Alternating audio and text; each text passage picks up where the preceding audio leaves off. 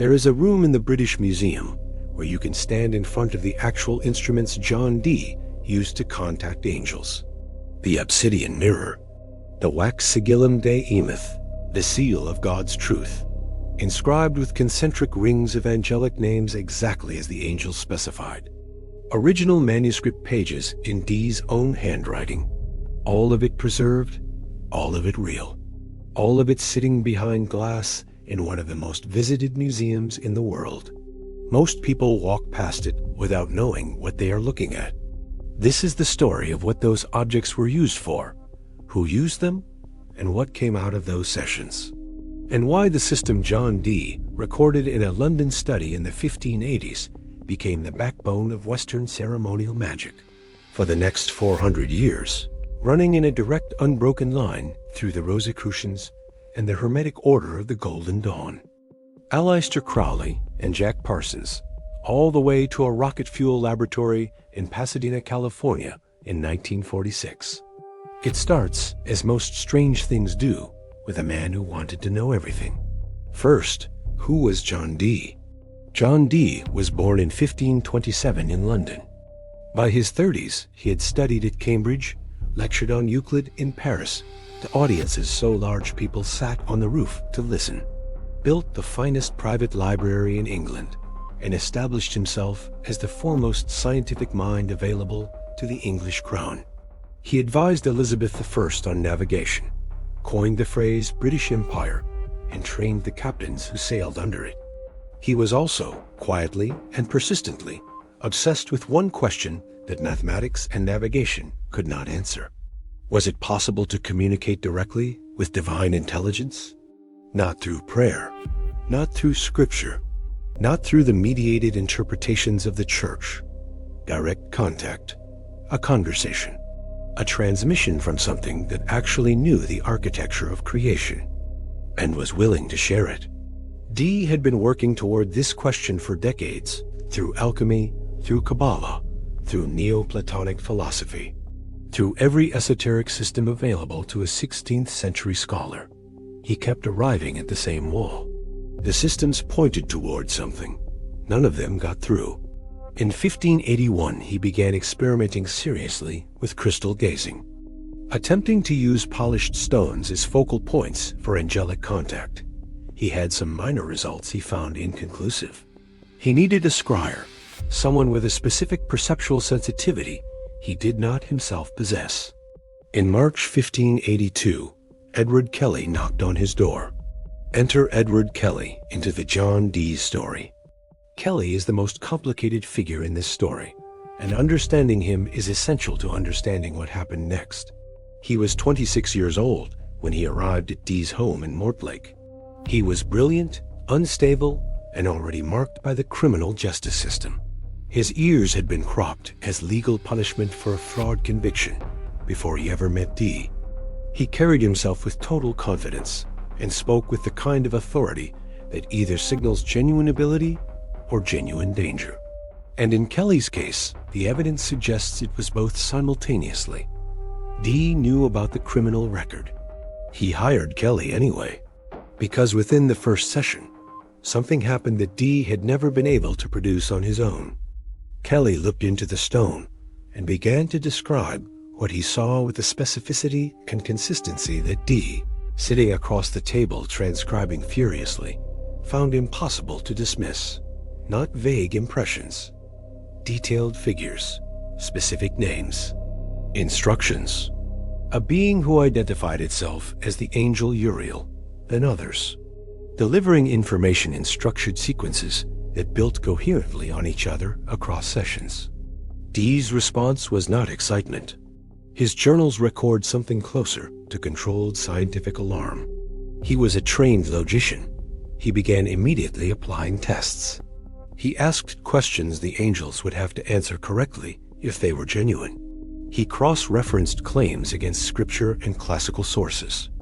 He looked for internal inconsistencies. He found very few. The sessions continued. The sessions ran for 7 years, from 1582 to 1589, with some interruptions. Dee kept meticulous records of all of them. The transcripts fill multiple volumes. And across all of those sessions, across hundreds of hours of material, the system the angels delivered maintained a consistency that Dee found, and that later analysts have also found genuinely difficult to explain away. The centerpiece of what the angels delivered was Enochian, a complete language they presented as the original tongue of creation, spoken before Babel, encoded in the structure of the universe itself. Dee did not receive it all at once. It came in pieces. The alphabet first, 21 characters with their own names and phonetic values. Then vocabulary, delivered word by word with translations. Then grammar rules. Then the 48 Enochian keys, ritual invocations in the angelic language designed to open specific portals to specific realms. As the transmissions accumulated, something became clear that has never fully been resolved. The language had internal coherence. The grammar rules established in early sessions held in later ones. The vocabulary was consistent. The phonology followed its own internal logic, and none of it mapped onto any existing language in ways that suggested straightforward borrowing or invention. Linguist Donald Laycock studied the Enochian corpus in the 20th century and argued that its phonology resembled English closely enough to suggest unconscious construction by a native English speaker, meaning Kelley. But other analysts have pointed to features Laycock's explanation does not account for. Structural elements that appear in the transmissions before Dee or Kelley would have had reason to establish them. Cross-session consistencies that would have required either extraordinary memory or a genuine external source. The debate has never been settled. What is settled is that a complete linguistic system of considerable complexity emerged from those sessions, and has been studied, practiced, and argued about ever since. And there's more from the angels. Alongside Enochian, the angels delivered a cosmological framework, a map of 30 spiritual realms called Aethyrs, each governed by its own angelic hierarchy, each accessible through specific Enochian invocations. The angels presented this map as a guide to the structure of creation above the physical world. They told Dee that a practitioner who traveled through the Aethys in sequence would arrive at a direct experience of divine intelligence. Dee recorded all of this. What the records do not show is any evidence that Dee himself ever attempted the journey. This is one of the most persistent puzzles in the Dee scholarship. He spent 7 years recording a system explicitly designed for practical use. He appears to have never used it. Whether that was caution, fear, or something else entirely, his journals do not say. The man who did attempt the journey was Aleister Crowley. 300 years later, in the Algerian desert in 1909, Crowley traveled through all 30 Aethyrs over a period of several weeks, recording his experiences in a text called The Vision and the Voice. He described the experience of the 10th Aethyr as the most psychologically devastating thing that had ever happened to him. An encounter that he said broke a fundamental structure in his perception that never fully reconstituted itself. He considered it the most important magical working of his life. From John Dee to Aleister Crowley and Jack Parsons.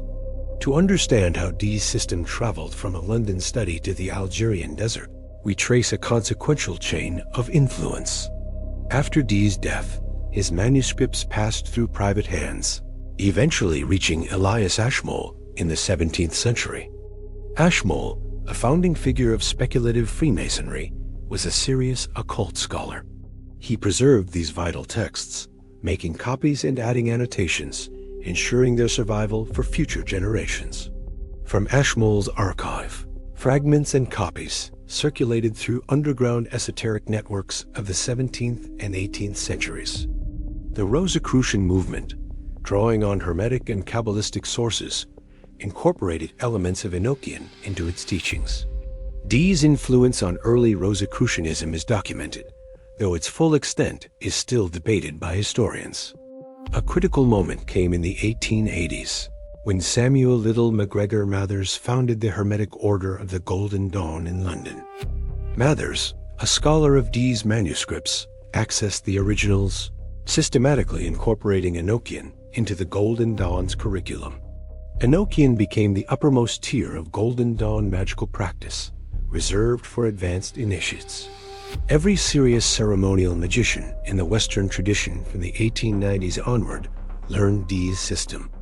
Aleister Crowley was initiated into the Golden Dawn in 1898, where he learned Enochian. He spent his life extending it, and his systematized version became the foundation of Thelema.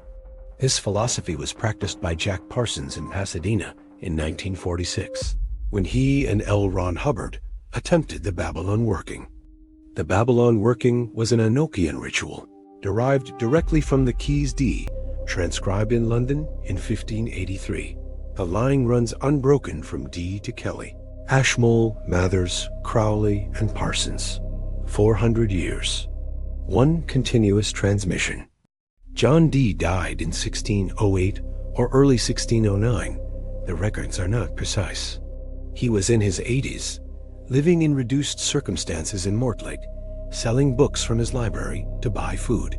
His reputation had not recovered from the years abroad, from the association with Kelley, from the persistent rumors of demonic conjuring that had followed him for decades.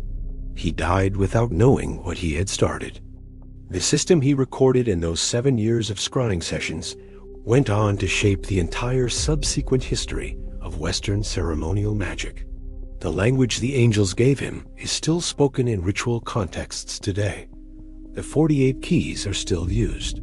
The 30 Aethyrs are still mapped and traveled by practitioners working in the tradition he inadvertently founded. Whether Dee opened something real, or whether he was the most credulous genius in English history, is a question that 400 years of analysis has not resolved. What is not a question is what he left behind.